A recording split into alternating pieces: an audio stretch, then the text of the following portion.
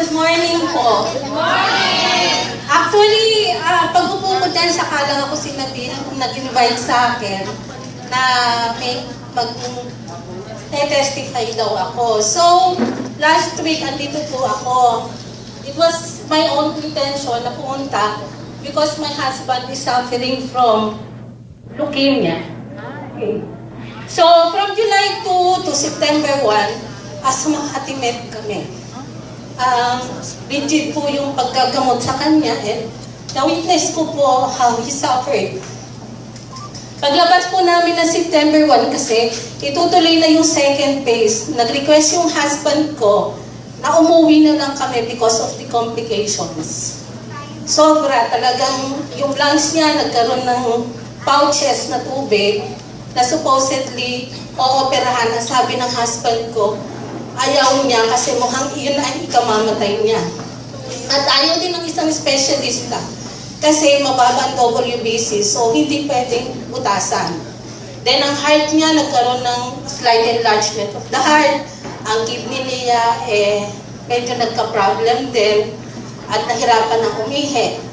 So itong cousin niya, si Miss Hyla, nag-iwan niya nung nasa Makati kami ng isang bottle of Intra. Hindi ko pinapansin. Tapos nung nasa labas na kami, after a week, nasa bahay na kami, dumating siya, nag-tutor ako. So, hindi ko rin pinapansin kasi alam ko, money-wise, gastos. At ang bill namin sa Makati Med is 1.2, naubos ang cash namin, almost 300,000. Wala pang bayad ang aming mga doktor kasi nilibre kami. So yun, naging kaibigan namin lahat ng espesyalista. So, nung sinabi niya sa akin, ate, sige na, try mo. Sabi ko, I was praying to God na Lord, ito na po yung decision ng husband ko. So ano yung pwede kong gawin for him? Anyway, ginagawa ko na rin lang lahat ang para sa kanya. So eto na, pikit mata ko na sabi ko sa kanya, sige, bigyan mo muna ako ng product. Since ikaw ay cousin, so alam ko hindi mo ako bibigyan ng makakasama sa first cousin mo. So pinainom ko lang siya muna ng Nutria, 2 capsules, after breakfast and after lunch. Tapos yung 2 G-Flies din siya, ganun din, after meal. Tapos 1 Fiber Life. After a week, napansin ko, kasi maputla talaga siya dahil ang hemoglobin niya talagang bumabagsak. Nagti 3.6, ganun lang ang hemoglobin niya.